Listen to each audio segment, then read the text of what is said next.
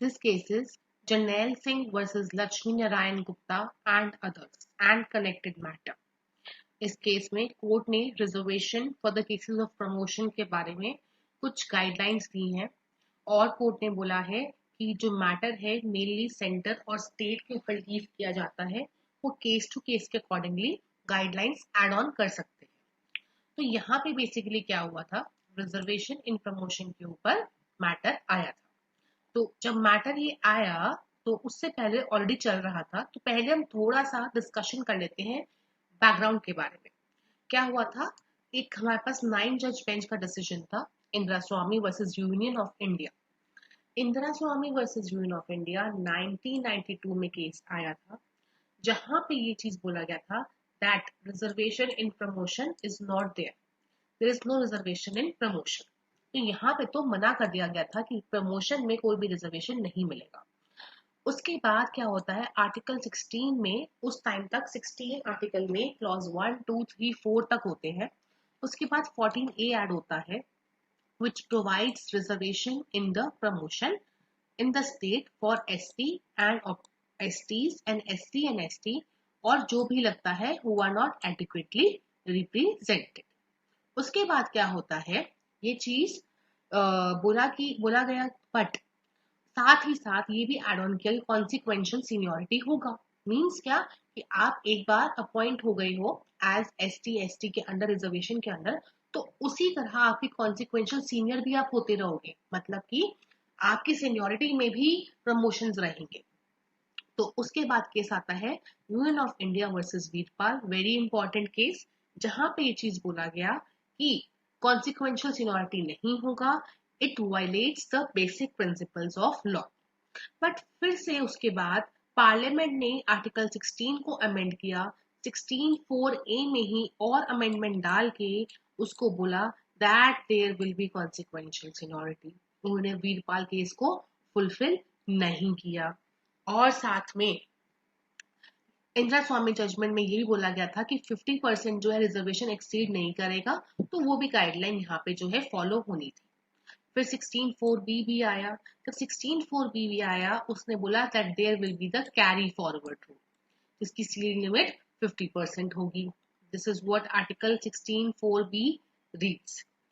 उसके बाद क्या होता है, अब 2005 में 6 में जजमेंट आया, Nagaraj versus union of India का जजमेंट आता है।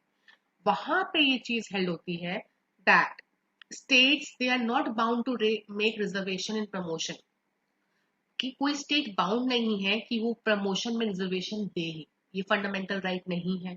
बट अगर वो चाहते हैं देना इन कॉम्प्लाइंस टू आर्टिकल 335, तो उनको एक क्वांटिफाइबल डेटा शो करना पड़ेगा कि जो जिस कास्ट के लिए वो दे रहे हैं, जिस क्लास के लिए वो दे रहे हैं, वो अभी भी बैकवर्ड है, कि वो अभी भी बैकवर्ड है, इतना बैकवर्ड है कि उनको प्रमोशन में भी रिजर्वेशन की रिक्वायरमेंट है।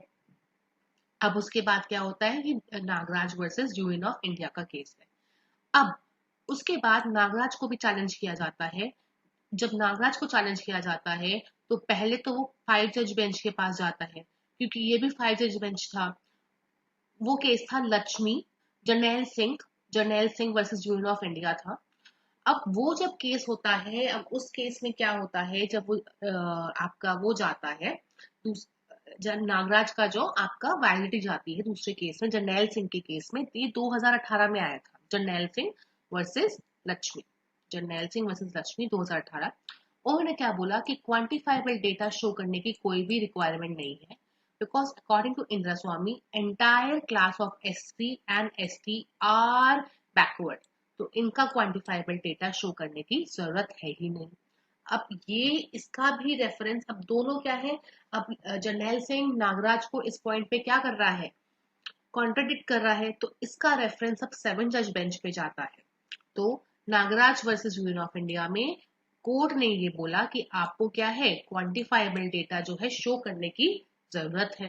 फिर 2008 में जर्नैल सिंह ने ये चीज बोला कि जो नागराज का जजमेंट है it is wrong to the extend that quantifiable data SC ST के लिए शो करने की जरूरत है, क्योंकि SC ST as complete class वो तो बैकवर्ड ही है, तो why to show the quantifiable data. उसके बाद ये 7 जज बेंच के पास गए ऑलरेडी 144 प्लीज इसके बारे में पेंडिंग थी फॉर रिजर्वेशन इन प्रमोशन। उसके बाद कोर्ट ने रेफरेंस में 7 जज बेंच की ये बोला दैट यहाँ पे कोर्ट कोई भी गाइडलाइन नहीं ले कर सकता कि कौन किसको रिजर्वेशन चाहिए है प्रमोशन में, किसको नहीं। तो it is upon the state, state को तो कलेक्ट करना ही पड़ेगा क्वांटिफाइबल डेटा। तो कोर्ट ने बोला that yes quantifiable data is to be collected. तो कौन सा जजमेंट ठीक हुआ? Nagaraj judgment was held to be correct, but उसको प्रोस्पेक्टिव इफेक्ट मिलेगा। मतलब उससे पहले अगर कोई भी ऐसे हो चुके हैं प्रमोशंस में रिजर्वेशन जहां पे डेटा कलेक्ट करे बिना किया गया, they will still be valid, but not after 2006 judgment of Nagraj.